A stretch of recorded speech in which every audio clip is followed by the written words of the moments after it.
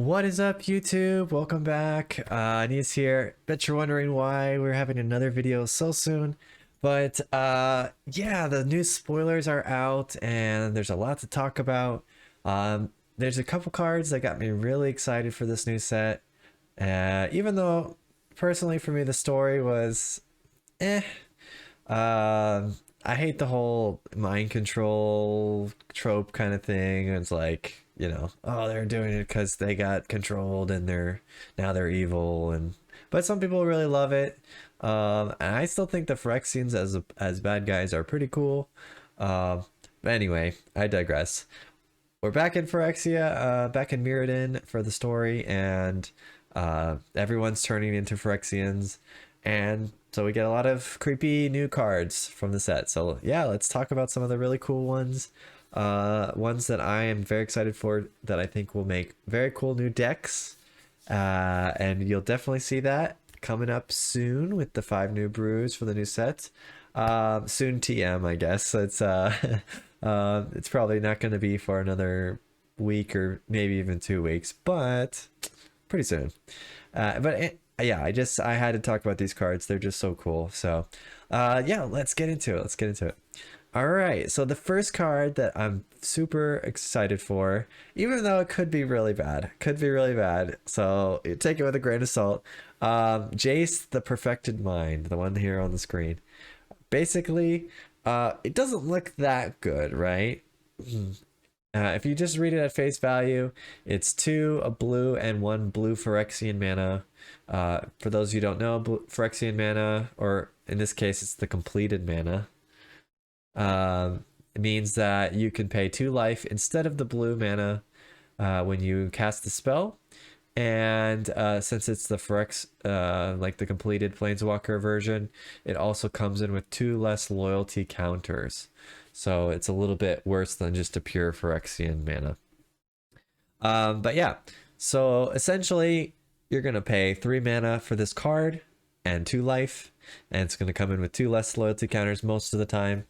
So this is going to be a 3 mana Planeswalker, which is cool, for 3 loyalty that has these abilities. So the +1 ability, until your next turn, up to 1 target creature gets -3, -0. That's pretty not great, I would say. Not a great ability. Basically the only upside of that ability is, your opponent plays their turn 2, they play a creature. Turn 3, you play Jace. You uptick on them if you want to. You may not, because we're going to talk about the next ability. You uptick on them, and now their creature has -3, so they can't attack you. They can't attack Jace, basically. So that's the scenario where the +1 is good. All right, let's continue. That's not the reason we're talking about this card. -2. Target player mills 3 cards. Then, if a graveyard has 20 or more cards in it, you draw 3 cards. Okay, 3 cards. That's pretty interesting on a 3 mana creature. Not creature, Planeswalker, even better. Okay, but there's a catch, right? You have to have 20 cards in your graveyard. So if you don't have 20 cards in your graveyard, then you just draw 1 card. Okay, so 3 mana, you get a body, you mill 3 cards, and you draw a card. It's going to be kind of the baseline for this Planeswalker. That's not terrible. That is not terrible. So essentially it's, yeah, a 3, it could, if you kind of think of it like this, it's like a 3 mana sorcery card that mills 3 cards and draws a card and potentially absorbs some damage from the opponent's creature. So maybe you could think of it like gain 3 life or something like that. So yeah, that's okay, right? That's okay. But where it comes to be much better is when you build a deck around it, and you build a deck with graveyard synergy, self-mill synergy, stuff like that. And if Jace gets to live a few turns, you can actually mill yourself a lot with Jace to get up to those 20 cards. But there's also a lot of cards already in the format that want things in the graveyard. So even in the last set, we got a bunch of creature cards that have the unearth mechanic. There's a couple creature cards that you can just straight up cast from your graveyard for like 1 and a black. And so milling those cards would be good for you. It'd be like basically drawing a second card.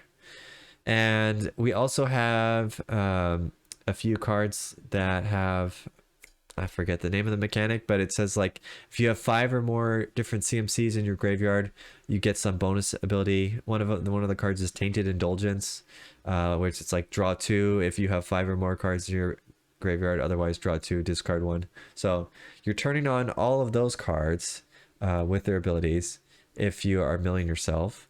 And we also have the Founding of the Third Path, which lets you like cast a spell from your graveyard. So essentially, you know, you're fueling that, giving you more things that you can choose from to cast. And there's like a cemetery card. I forget what it is. It's a 3 mana enchantment that once you have 20 or more cards in your graveyard, you get to cast the spell that's underneath it for free. So there's a lot of graveyard synergy in black and even in blue-black. So I think there's a very good potential that this could be good in a self-mill type deck. And then of course, once you get to the threshold, the 20 cards, then now anytime you draw this Jace, it's a 3 mana draw 3, which is pretty sweet. So yeah, it's exciting for me. It's going to fit right into that other deck archetype, and it may not be great. It may be good. We'll have to see, but it's a new deck that we haven't seen being played right now in the meta. So worth trying and pretty cool.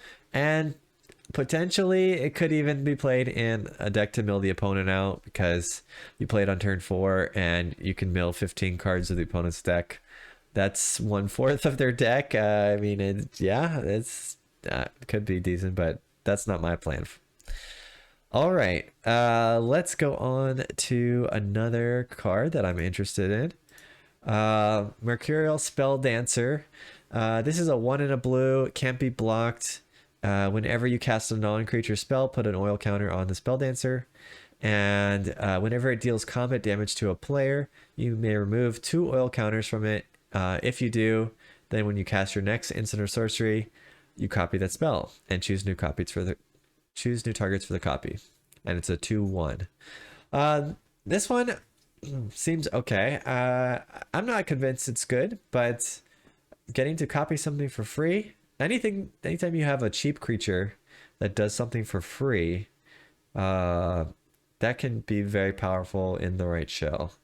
So if there's some sort of like is it spells type of deck that could become good, that this could potentially be decent. Comes down early, you cast a few spells, and then once you're ready to cast like your big 5 mana spell, you could copy it for free. That seems pretty good. It can't be blocked, so you don't have to worry about the opponent blocking it. So really the only thing you need to be worried about is removal from the opponent. But you can kind of play around it because, you know, you swing in and you hit, and as soon as you cast the spell, then it's too late. So they have to kill it before it deals the combat damage, essentially. I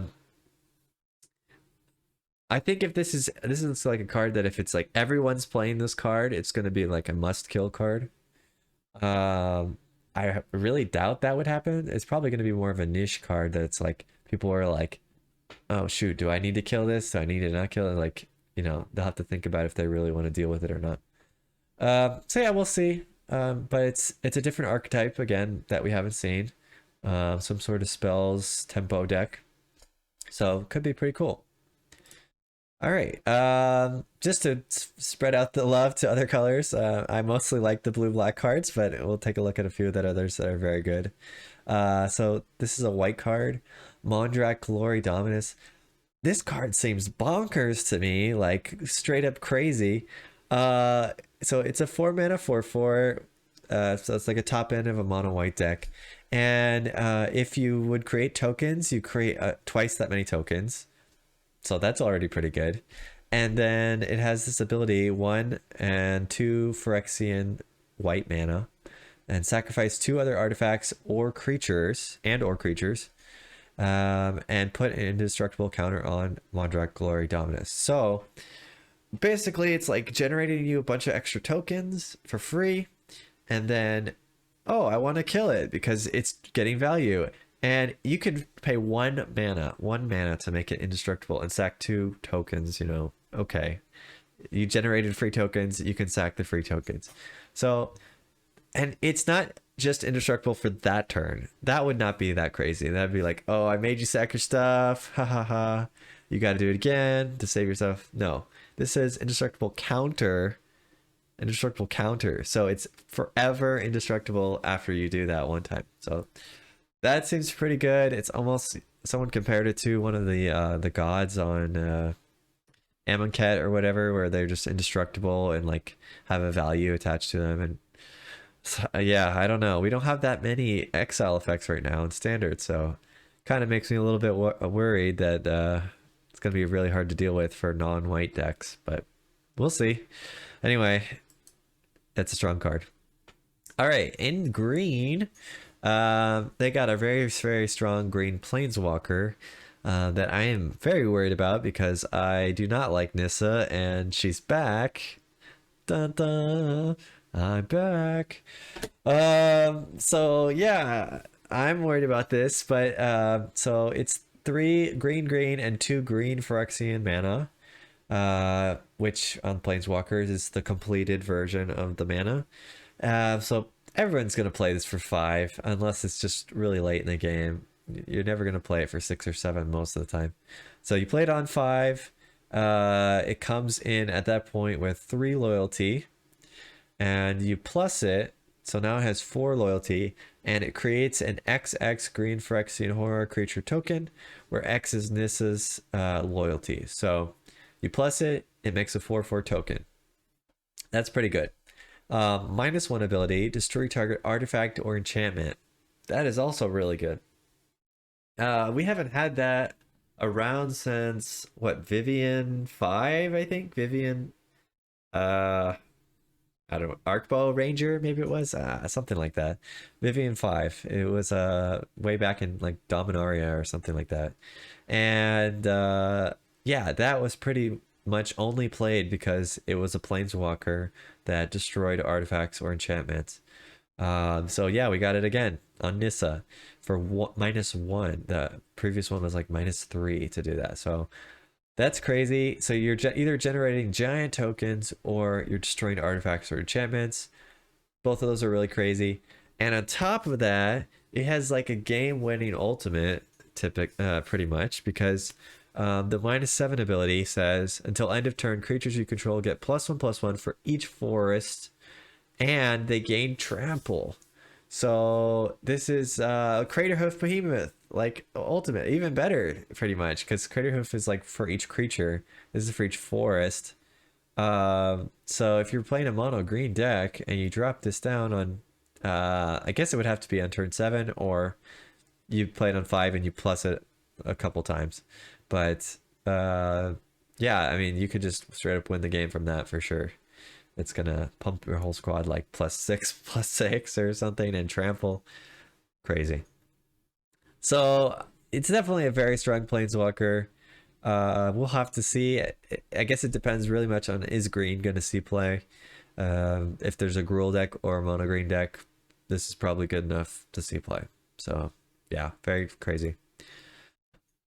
All right, then we got a sweet 2-mana black removal that's an instant. Nice.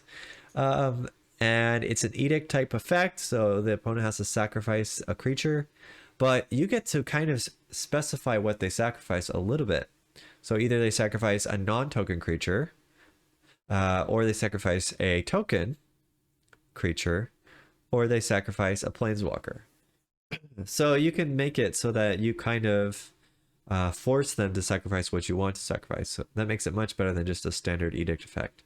And I think that's going to make it good enough to see play, especially in control decks where like you sweep the board and then a lot of times there's like one creature still alive that's really annoying, or maybe their planeswalker is still alive and you're like, gosh, how can I kill that? So now you can force them to kill the planeswalker. So that is very, very sweet. I love it. Other deck sorry, other card that I'm thinking about building a deck around that looks very interesting, Venser Corpse Puppet. So this was officially announced yesterday, and it looks very cool to me. It's a blue and a black for a 1/3. Lifelink, Toxic 1, so it gives poison counters whenever it deals damage. But this is the ability that I really like, the next one. Whenever you proliferate, choose one. Either you create a 3/3 legendary colorless Phyrexian Golem artifact creature token. You can only create one. If you create another one, it will get destroyed. Or target artifact creature you control gains flying and lifelink. So essentially you make the golem, and if you already have the golem, then it gets flying and lifelink whenever you proliferate. So that is pretty sweet. And proliferating also plays into the fact that this card has toxic. So definitely there could be some blue-black toxic poison counter proliferate type deck. That's definitely, I'm gonna guess, what the draft deck is all about. But this card seems strong enough that I could see this being played in a constructed deck. So yeah, it's kind of like Tatsunari, but a cheaper 2-mana Tatsunari, where you basically get to create a 3/3. The opponent has to kill the 3/3, and you just make another 3/3, and you just keep doing that and getting value off of it. And if they want to kill this, it's like kind of a feels bad. Maybe you can even have an instant speed spell ready, so with proliferate, so that they try to kill this, and you just make the golem anyway, and they're just like, oh man, you know, they got value off of it and I couldn't kill it. So yeah, super excited about this card. Yeah, it's sweet. I feel like blue black have not been getting good cards for the last like 4 or 5 sets. So to see some of these nice blue black cards creeping in the last set and then this set, very, very cool. I'm very excited about that. I can't wait to build some decks around this. I just hope they give us enough proliferate support. I'm going to be very sad if they don't do that, and this kind of, you know, doesn't pan out. But we did get the Planeswalker, the Vraska, completed Vraska Planeswalker that is like a 5-mana one. It has proliferate on the +1 ability or +0 ability. So yeah, that'll work with this card. Very sweet. All right, next up, another removal. This I'm sorry guys, I'm getting over a cold, so I'm still coughing a little bit. Excuse me, I hope it doesn't show up too much on the mic. The next card is Black Sun's Twilight. This is a super cool card. It's a very modal type card. It reminds me of the Erebos's Intervention from Return to Theros, was it? Theros Beyond Theros? Whatever the last Theros set was. This is very similar to the Erebos' Intervention card. So it's X and a black, instant speed. That's also very key. That makes it much better. And one target creature gets -X/-X until end of turn. So it's a removal. It gets around indestructible, and a few other things. And if X is 5 or more, then you also return a creature card with mana value X or less from your graveyard to the battlefield tapped. So if you can play this for 6 mana, you not only kill a creature, you also get a creature back from your graveyard. So that just makes it super good. A nice 2-for-1. It's not that expensive, 6 mana. I mean, it's not cheap, but it's not that expensive. So early game, it's just an instant speed removal. Late game, it's a removal plus a reanimation. So I think that could be really, really cool, especially if it might even tie into your self-mill strategy. You're milling your stuff, and then you're returning something later in the game, maybe. Yeah, seems cool. All right. Similarly, we got a Blue Sun's Twilight. It's kind of a similar card, but it's in blue, and X two blue pips. Gain control of target creature with mana value X or less. We had something like this back, I think, in the last Dominaria set. But basically, we saw that like X and 2 blues was decent because you could grab any token, and you could also get like the 1 or 2 mana creatures from the aggro decks. so it wasn't like super dead. And it was usually quick enough to kind of keep you alive a lot of times. So I think it could still see play with just that. And maybe as like a one of in a deck, you know, it's probably not going to be a four of, but yeah, kind of decent on that aspect. And then if X is 5 or more, you create a token that's a copy of that creature. So yeah, if it gets to late game, instead of just yoinking one creature, and you can yoink a big creature, you also get a copy of it. So you basically get 2 big creatures for 7 mana. So that seems pretty good as well. Kind of a nice finisher. So yeah, well, I mean, we'll have to see what the format's like. If it's all legendary creatures, then that will be less good. But still, stealing someone's shoulder doesn't seem that bad to me. So I don't know. But yeah, looks pretty cool. All right, and then this card is one of the new proliferate cards that seems playable. So 1 in a blue, look at the top 3 of your library, put 1 into your hand, and the rest go in the bottom of your library, and then proliferate. And it's instant. A lot of times we saw this type of effect be a sorcery with the proliferate, or like a draw 1, then proliferate kind of thing. So this is like, I think this is strictly an upgrade to the previous ones we've seen. It's not much better, but it's a little bit better. So yeah, I think it could fit in that proliferate deck for sure. All right, yeah, that's gonna be it for today. Those are the ones that in the dump they just did yesterday. These are the ones that I was like really excited about, and I can't wait to craft around and build stuff around. And you know, blue black is getting some love. I'm so happy. So yeah, I can't wait. I can't wait. Hope you're as excited as me. Let me know what other cards you think look really cool, you're really excited about, and what do you think of the story? Tell me that also in the comments. You love it, hey, you hate it, you're indifferent.